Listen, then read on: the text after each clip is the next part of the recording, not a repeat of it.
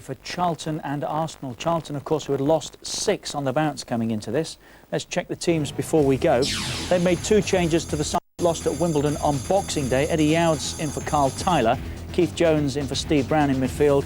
Still without their 2 leading scorers, Clive Mendonca and Andy Hunt, both unfit.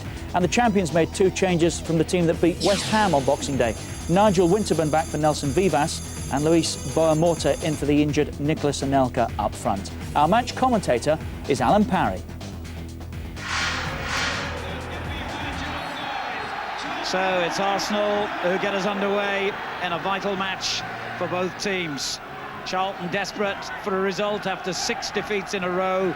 Arsenal back in championship contention after winning their last 2. It's Arsenal's first visit to the Valley, incidentally, for 42 years. And they're straight on the attack here with Morte, and he hits the bar inside the opening 20 seconds. What a start that could have been for Arsenal. Unbelievable, straight from the kickoff almost. And Morte, who's starting his first Premiership match of the season today, could well have given Arsenal the lead. Alan Kerbishley and his coach Mervyn Day going through a desperate time at the moment. Their worst, certainly in Kerbishley's case, since he became the sole manager. Used to hold the job jointly with Steve Gridd, of course. Here's Steve Jones trying to get in and goes down under the challenge from Keown.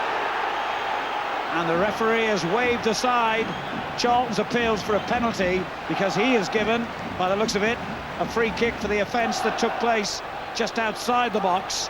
And for that, Martin Keown is going to be cautioned.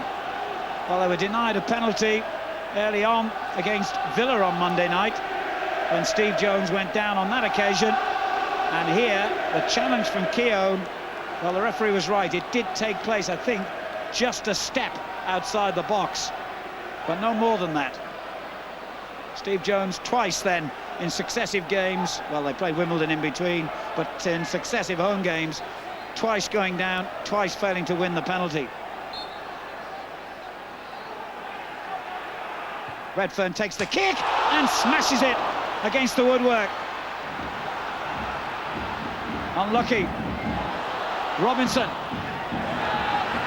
Manninger's missed his punch. Redfearn couldn't deliver the shot. And Alex Manninger looks very, very shaky in the opening minutes here, the Arsenal captain. Overmars is brought down.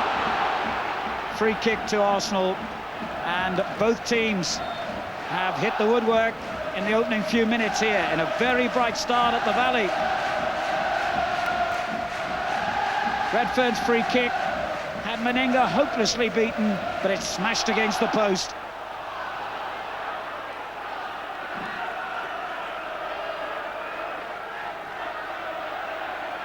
Well, he scored some cracking goals in his Barnsley days in that kind of situation and was very close to giving Charlton the lead. Morte at the other end. Bergkamp's layoff finds Parlour. Bergkamp again. Brilliant play by Bergkamp. Good save by Ilic. It was directly at the goalkeeper, but he had to be in the right position to make the save. And Bergkamp set himself up quite magnificently then. Wonderful skill by the Dutchman, who has scored 3 goals in the last 3 games since he returned after injury. Powell. Oh, that's a brilliant run by Powell. Still going. Now Robinson takes over. Jones in the box, and he got there. And the keeper in trouble again. Here's Dixon. Martin Keown. Vieira. Clever little ball finds Morte. And he held it off for Bergkamp. Oh, that's a good save by Ilic. He had to really stretch to his right to hold on to that shot from Dennis Bergkamp, who looks in very sharp form here. The time he spent out with a calf injury seems to have done him good, really. The rest means that Bergkamp has come back refreshed and looking like the player he was last season when, of course, he finished top scorer for Arsenal with 22 goals. Redfearn. beaten in the challenge by Petit.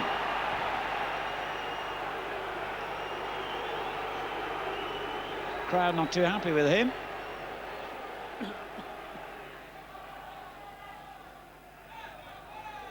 It's a great turn again by Bergkamp, and he managed to get a shot in, which was in fact deflected for an Arsenal corner. I think Ilic trying to claim that the ball didn't touch any of his teammates, but a corner it is.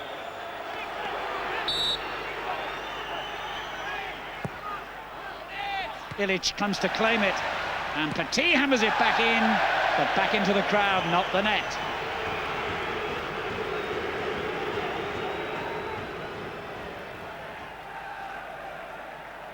Here's Powell. Keown's clearance, straight to Keith Jones. Keown's there again, and finds Bergkamp, who was challenged from behind strongly there by Eddie Youds, and Youds will surely become the next player to fall foul of referee Rennie. And frankly, I don't think he can have any complaints about that. He came straight through the back of Dennis Bergkamp.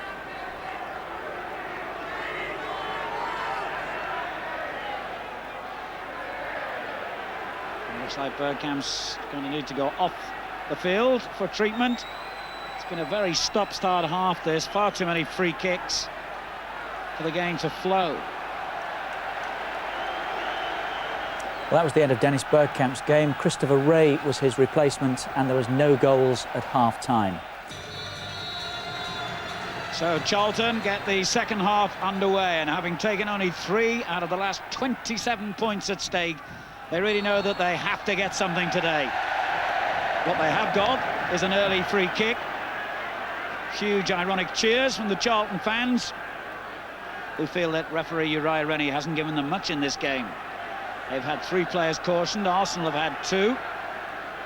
So quite a few out there on a tightrope in the second half as Kinsella plays the ball in. Eddie Youds gets up well. Arsenal have half dealt with it, but not fully, and Mills will keep the pressure on here.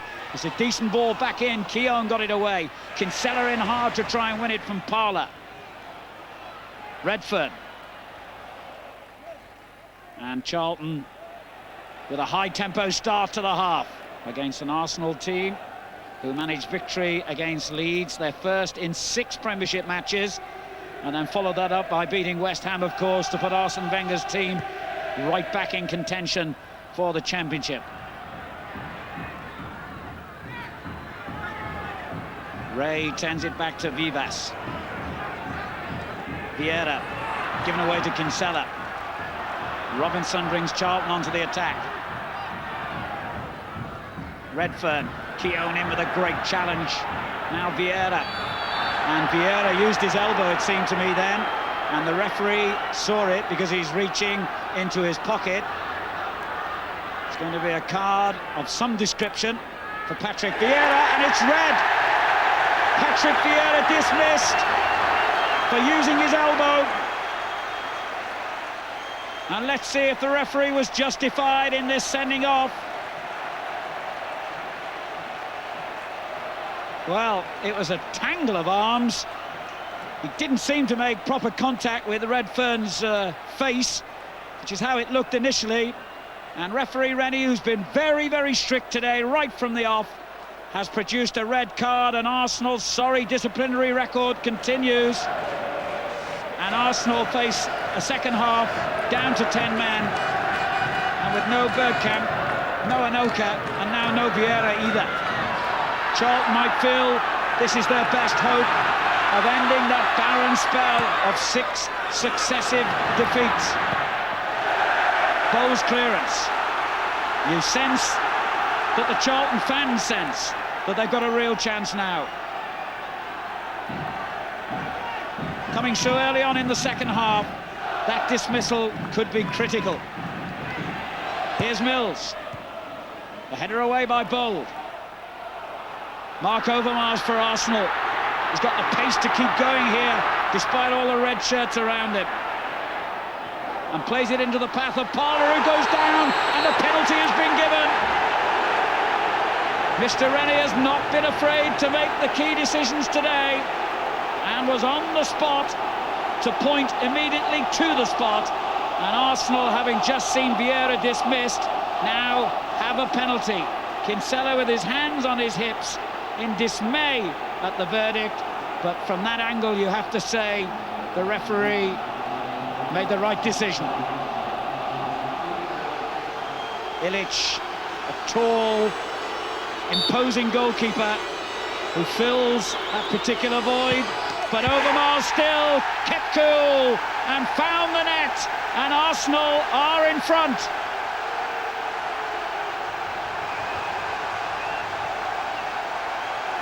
What better way to come back from the blow of losing Patrick Vieira, red carded just a couple of minutes earlier. Overmars has swept them in front from the penalty spot.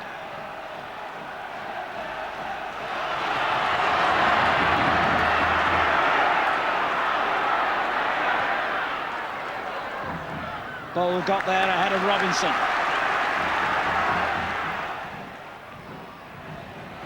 Mills. Jones asking for the early ball played in, and it comes into, and there's a chance there for Powell. And to be fair to Manninger, who's not had the best of days so far, he made a brave interception there at the feet of Powell when it really seemed the Charlton man might score. There can be only seconds remaining, I would think. They've simply got to get the ball forward. Mills. And he does just that. Steve Jones up well, and in behind him Powell. Just showed enough of the ball though to Martin Keown. And it's all over. Arsenal have ground out a very important victory here at the Valley. Their third successive Premiership triumph. But for Alan Kirbishley and Charlton, the statistics make grim reading.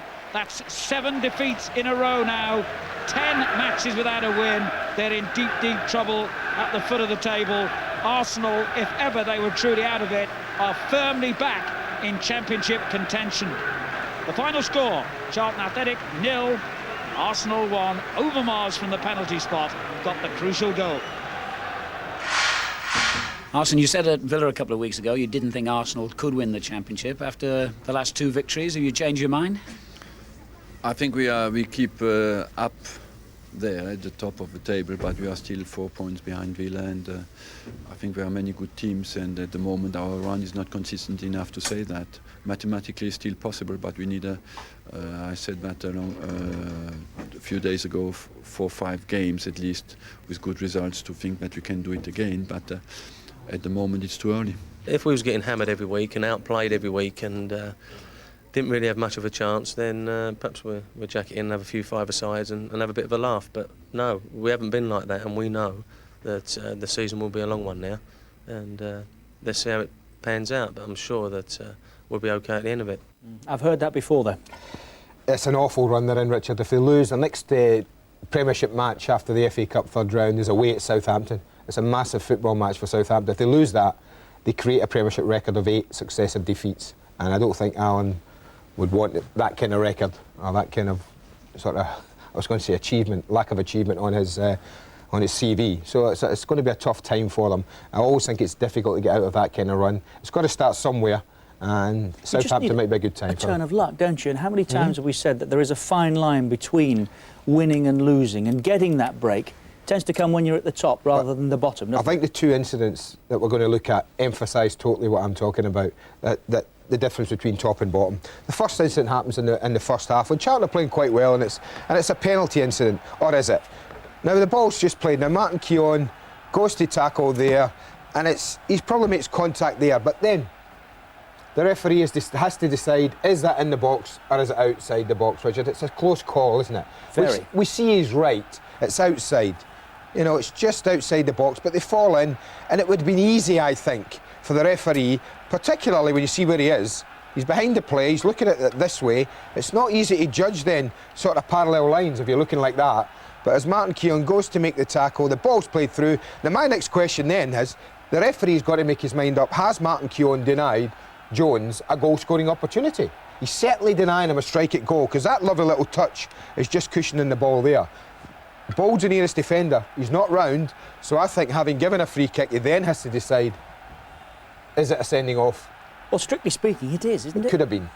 It could have been. But again, and this is the one second. Now, if I stop that there, that looks pretty much the same as Martin Keown's tackle, doesn't it? Very much from that angle. I mean, almost, it starts a couple of feet outside the box.